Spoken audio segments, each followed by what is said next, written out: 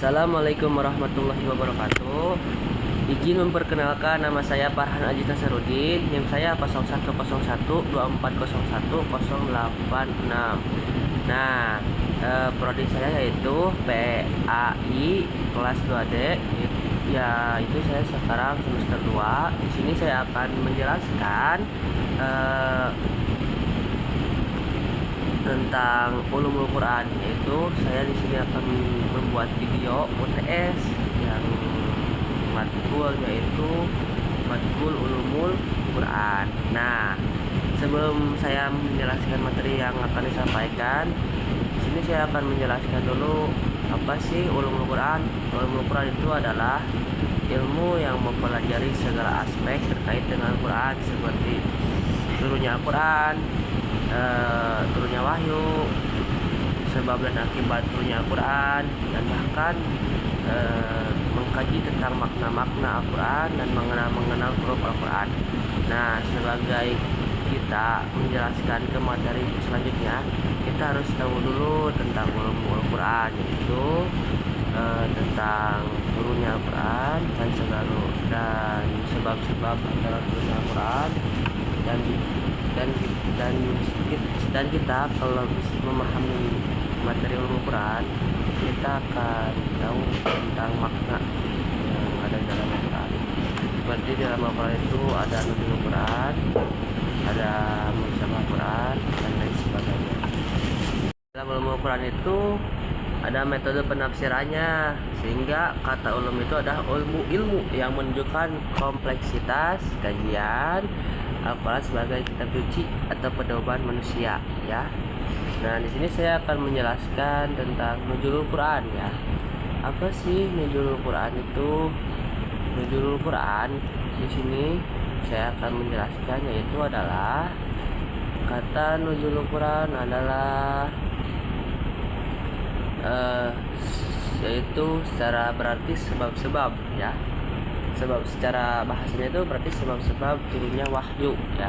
Secara istilah ini merujuk pada peristiwa, pertanyaan, atau situasi yang melatar belakangi turunnya ayat Al-Quran atau sekelompok ayat Al-Quran untuk menjelaskan hukum, ya.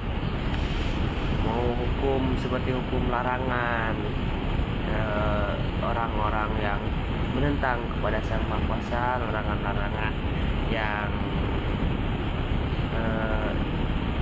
pelaku yang dilakukannya itu buruk, ya, yang tidak boleh dilakukan oleh manusia, karena hal itu mencerminkan hal buruk bagi manusia. Contoh, menurut Mana Al-Qatan, asbabun nuzul adalah kejadian yang menyebabkan turunnya ayat sebagai penjelas hukum saat itu. Jadi kejadian yang bisa menyebabkan turunnya ayat sebagai penjelas hukum saat itu. Nah, ini materi yang saya sampaikan, materi ke-1 yaitu nuzulul Quran, ya. Nah, di sini juga ada macam-macam, ya. Jadi kasbi itu peristiwa, ayat turun sebagai respon atau kejadian konkret. Contoh turunnya Quran surat Al-Mujadalah ayat 1-4 terkait kasus Khawlah bin Thalabah yang dizihar suaminya, ya. Dan juga ada qauli, yaitu pertanyaan, ayat untuk menjawab pertanyaan sahabat atau lawan Nabi. Contoh Quran surah Al-Baqarah ayat 222 turun menjawab pertanyaan tentang haid, ya. Nah, nuzulul Quran ini adalah seperti ada sejarah turunnya Al-Quran. Nah, sejarah turunnya Al-Quran yaitu awal turun Al-Quran pada tanggal 17 Ramadan atau 21 Ramadan tahun 610 Masehi. Peristiwa malaikat Jibril menyampaikan wahyu Iqra bismi rabbikal ladzi khalaq pada Quran surat Al-Alaq ayat 1-5, dan akhir turunnya itu adalah tanggal 9 Zulhijjah 10 Hijriah, yaitu bertepatan pada tahun 632 Masehi. Ayat terakhir Quran surat Al-Maidah yaitu ayat 3 tentang penyempurnaan agama Islam. Nah, di sini juga sebutkan Al-Quran dalam nuzulul Quran itu ada pasnya juga, fase turunnya Al-Quran juga, ya, dalam nuzulul Quran itu. Fase turunnya Al-Quran itu adalah ada di dalam fase Mekah dan juga ada dalam fase Madinah. Jadi ada dua fase ya di dalam nuzulul Quran itu. Fase turunnya Al-Quran itu ada dua fase. Yang satu ada di fase Mekah dan satu lagi ada di fase Madinah. Di fase Mekah itu 12 tahun 5 bulan. Yang tema utama yaitu tauhid, akhirat, dan akhlak. Dan di fase Madinah yaitu sekitar 10 tahun. Yang temanya itu hukum syariat, sosial, dan politik ya. Dan dalam fase Mekah itu contohnya ada dalam surat Al-Alaq, Al-Kafirun, Al-Ikhlas. Kalau di dalam fase Madinah itu contohnya ada dalam surat Al-Baqarah, An-Nisa, dan Al-Maidah ya. Nah, lanjut di sini juga saya akan menjelaskan materi yang kedua, yaitu materi tentang munasabah Al-Quran. Apa sih munasabah Al-Quran?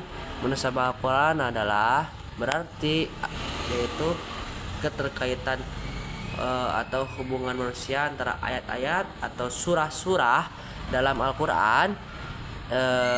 Ilmu ini mempelajari koherensi struktur Al-Quran untuk memahami makna secara utuh atau secara jelas ya.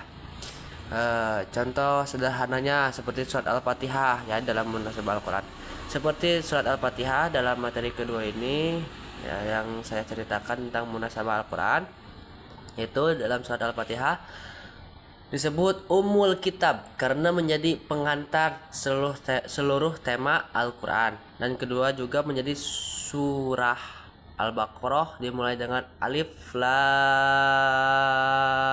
Mim dan diakhiri dengan permohonan ampun, membentuk siklus dan keimanan. Nah, di sini juga pentingnya kita mempelajari munasabah ya. Karena kita harus bisa memahami konteksnya dulu ya. Terus menghindari tafsir parsial ya dengan melihat hubungan antar ayat. Terus mengungkap mukjizat sastra, menunjukkan keajaiban susunan Al-Quran yang sistematis dan mempermudah hafalan bagi yang mau menghafal ya. Yang hafid gitu bisa mempermudah hafalan, pola keterkaitan membantu mengingat urutan ayat atau surah. Nah, dan jenis-jenis munasabah itu adalah ada munasabah antar ayat, dan di sini munasabah antar ayat dan ada munasabah antar surah. Contoh Quran surat Al-Baqarah ayat 30 sampai 39, kisah penciptaan alam. Kisah penciptaan Adam itu munasabah antar ayat terkait dengan Quran surat Al-A'raf ayat 11 sampai 25 yang dialog Adam dan iblis ya. Ada Nabi Adam dan iblis. Munasabah antar surah. Nah, ini yang kedua ada munasabah antar surah. Contoh akhir surah Al-Ikhlas, Quran surat 112 tentang tauhid terkait awal surah Al-Falaq, Quran surat 113 tentang perlindungan dari kejahatan. Nah, di sini juga ada metode analisis munasabah ya. Ada juga metode analisis munasabah, yaitu satu dalam pendekatan tematik, dua dalam analisis linguistik. Yaitu kalau pendekatan tematik mengelompokkan ayat atau surah berdasarkan tema, tauhid, hukum dan kisah. Seperti contoh tema kisah Nabi Musa muncul di 10 surah dengan sudut pandang berbeda ya. Nah, di sini juga ada juga analisis linguistik. Apa sih itu analisis linguistik? Meneliti pengulangan kata kunci Nisa, Rahmat, Ajab untuk menemukan pola. Jadi meneliti pengulangan kata kunci itu ya. Nah, Dan munasabah Al-Quran itu adalah kunci memahami keindahan dan kedalaman Al-Quran. Jadi kita lebih paham makna-makna yang ada di dalam isi Al-Quran itu apa sih gitu ya.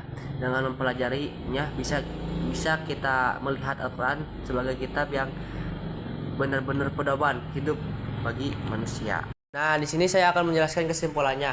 Kesimpulan Nuzulul Quran dan munasabah Al-Quran, yaitu Nuzulul Quran adalah peristiwa turunnya Al-Quran pertama kali kepada Nabi Muhammad SAW sekaligus sebagai wahyu melalui malaikat Jibril di Gua Hiro Mekah pada malam Lailatul Qadar. Dan proses ini berlangsung secara berangsur-angsur ya, tidak langsung turunnya itu berangsur-angsur selama 23 tahun ya. Terus kesimpulan munasabah Quran juga adalah ilmu yang mempelajari keterkaitan antar ayat dan surah dalam Al-Quran untuk memahami pesannya secara holistik. Nah, di sini Nuzulul Quran memberikan konteks historis ya, turunnya wahyu, sedangkan munasabah menjelaskan koherensi strukturalnya.